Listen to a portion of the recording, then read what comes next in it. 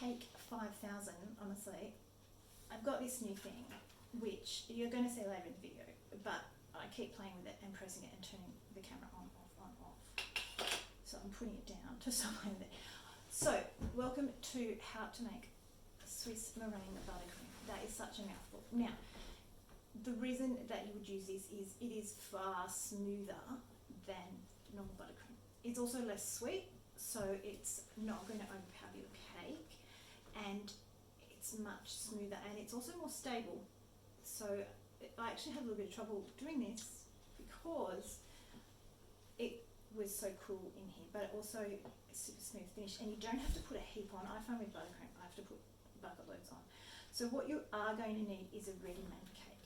So make a cake, hopefully not a pack of mix, or buy a cake, or go to your mum's. She'd have a cake. Surely she's just got a cake lying around. Go see your mum. Once you've got your cake, you need to prep it. So I made this last night. When it was done, I popped it out, left the paper on it, because you don't want to pull at it, because you can break your cake, so just leave it. When I went to bed, I left it out on the bench, but I put a towel over it.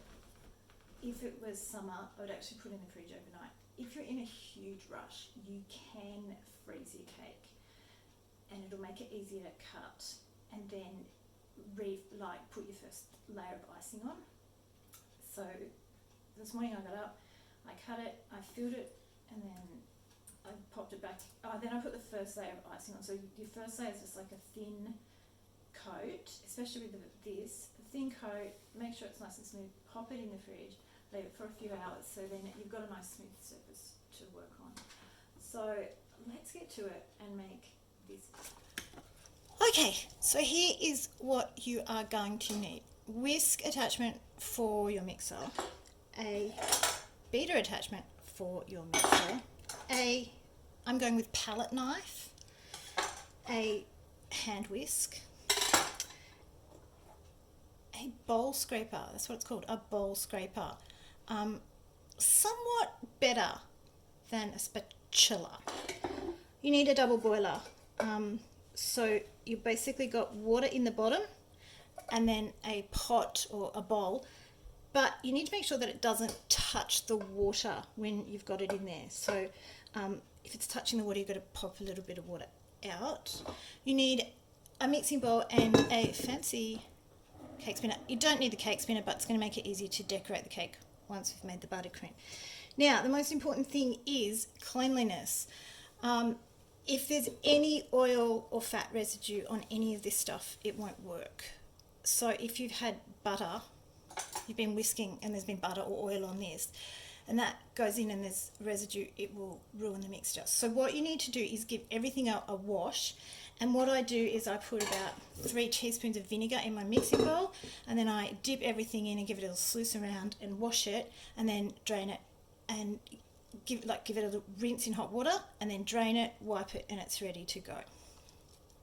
You are also going to need one of these, which is a candy thermometer. So you are going to need 10 egg whites separated, and I just separate them straight into my saucepan, and I've got my little candy thermometer. Great tip, if you accidentally get an egg yolk, a whole one, in your egg whites, use this slotted spoon and it comes out like really easy.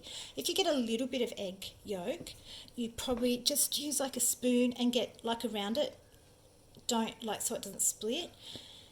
That's egg whites. So 10 egg whites. I know it seems a lot, and you're also going to have a ton of egg yolks. I don't want to show you too many because like the look of them is a bit gross.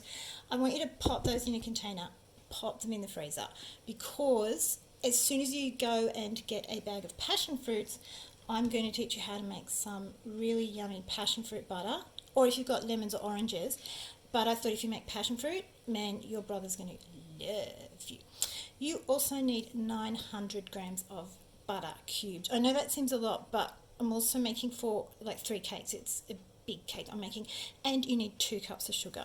So what you're going to do is pop your butter aside, because you don't need that for a fair while, so that can go aside.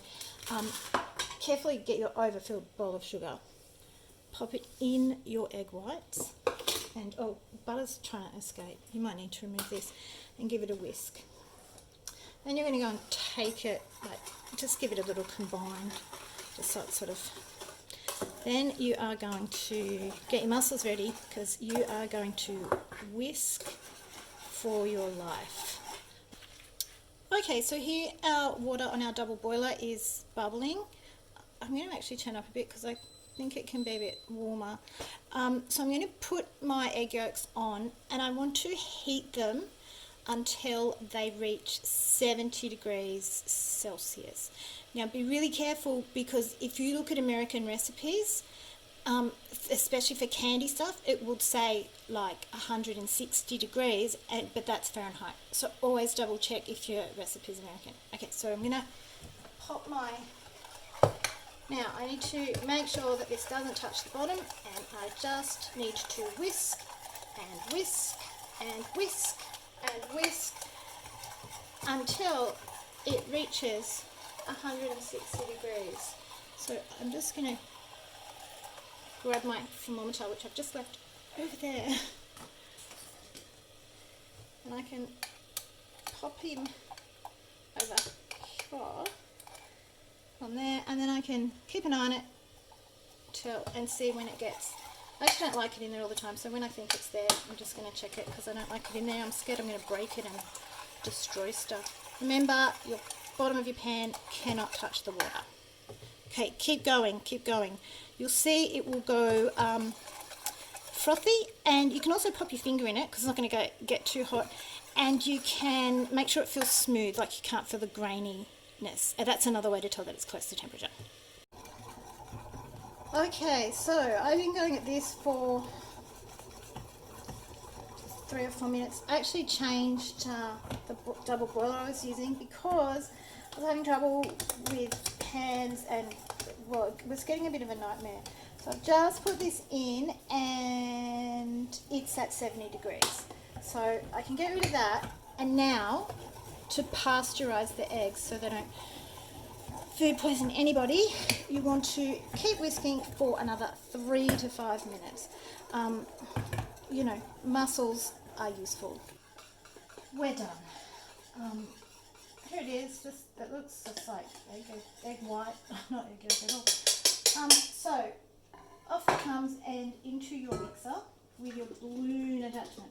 Remember, it must be clean. We get it off. So now this is going to go on, and it takes ages. It takes about 15 minutes, because you've got to get your egg whites back to cool. And while they're mixing, they're going to cool. I stop my mixer every 4 minutes, give it a scrape down, just to let the mixer cool down. And then towards the end, when it seems to have gone on forever, I actually put some ice around the bottom of my mixing bowl, and I just get some like veggies out of the freezer in a big bag, like Steam Fresh or something. Wrap it in a wet towel, and then just like pat it around here, so it will get cooler quicker. And if you don't get cool enough, you will curdle it when you put your butter in, and I think that just ruins it. So mixing for 15 minutes, and I'm going to get some other stuff organised, and not going to talk for 15 minutes. So put it on and leave it. Here we are, about 6 minutes in. It looks like meringue, super stiff, super fluffy, but still super warm. And I don't want to show you that, but I've got hand sanitizer, just so you know that I have indeed sanitized my hands, because I want to feel it. It's actually still, like I can still feel a bit of heat on it.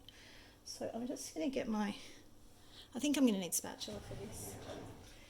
And I'm just going to give it a bit of a move around, and like, it looks amazing, like fabulously amazing.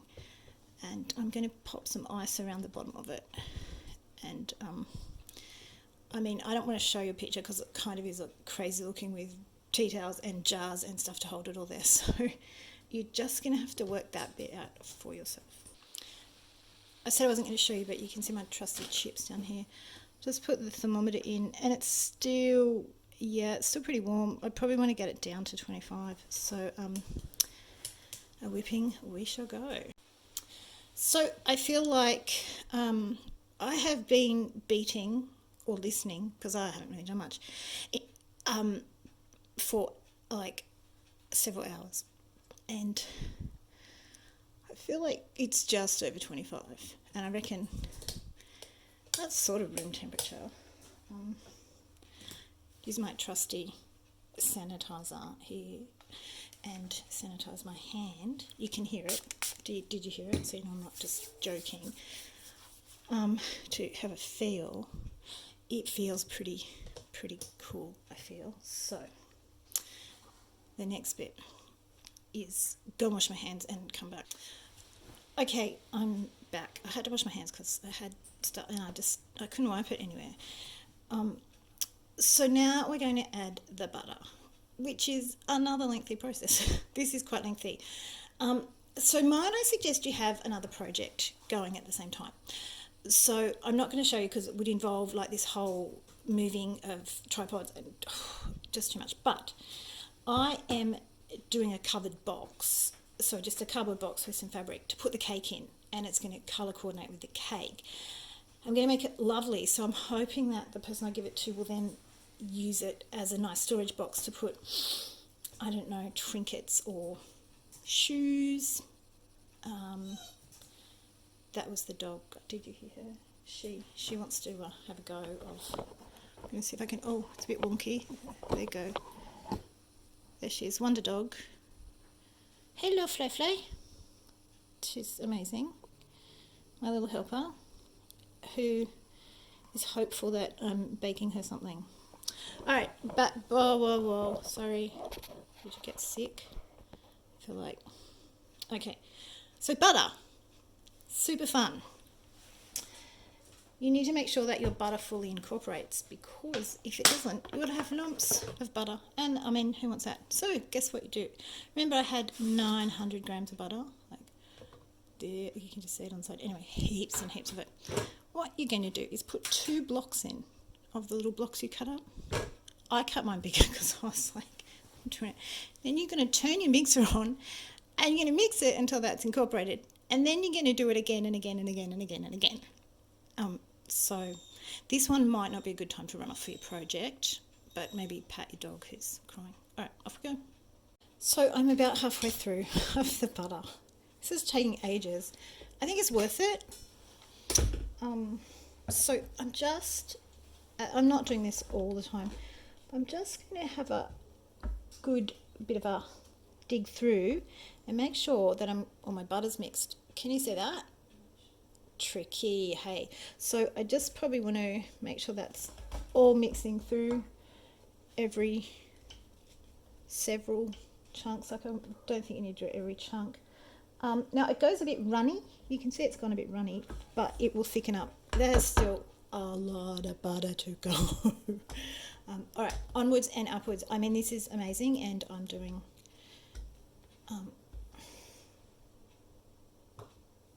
fun stuff. Off we go again. So I've just mixed through the last lot of butter. See, 2 empty butter bowls. So it looks amazing. Like super smooth, super lovely.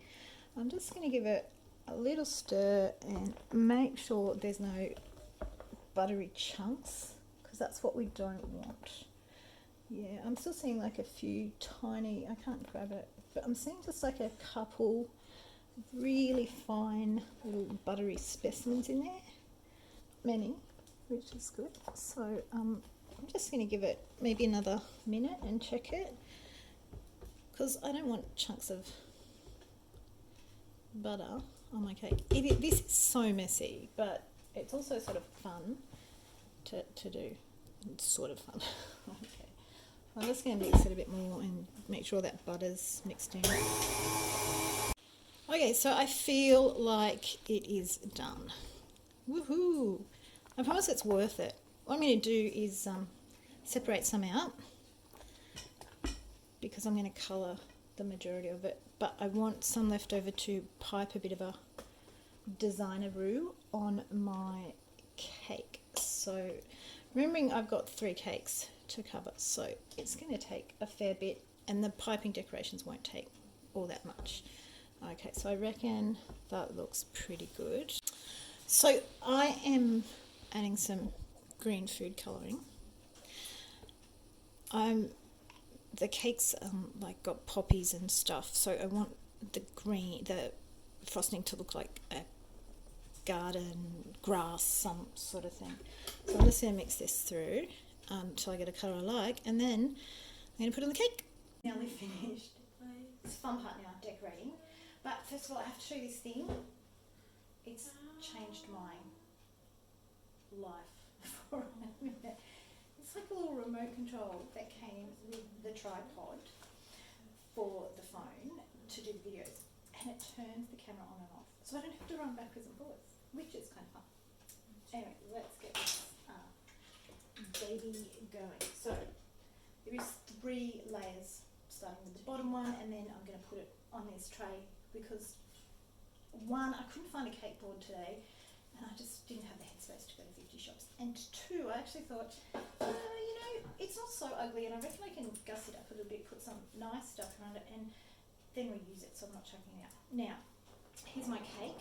I'm sure you've got one handy. If you haven't baked yourself a cake, buy a cake. Not so great for your mum. She'll have a cake hanging around. Now, I baked this last night, and this morning I filled it. You can see it's got a fill line, and I filled it with some buttercream and some lemon curd, which I made from the egg yolks because I thought that was fun. Then I used some of the buttercream to give it a first ice.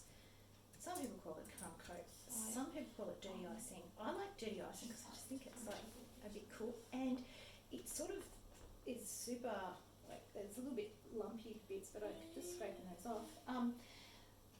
Much better than buttercream frosting. This is where you're going to go, oh, this is so much better. So here we go. I've got my cake on a turntable. You don't necessarily need it, but honestly, it's one of those things that I thought, whatever, it's amazing. You can get them on eBay. Now, there's 1,000 videos how to do this. I actually think each person is unique. I generally like to spoon on. I don't know how well you can see this, but it's like beautiful and soft and luscious. It looks amazing. But like straight away you can see how smooth it goes on. So all I'm going to do is spread it around my cake. You could use a piping bag to do the edges as well, and the top, like with a big nozzle, but I actually really like this process of smoothing it out and putting it on. It looks like a lot of butter's mixed in, that's what I was worried about. So, see how groovy this thing is? Like you can just go Alright, so I'm going to get this all covered, and then I'm going to get some smoothing happening. So cover. Okay, so my cake is all covered, but still needs a bit of work.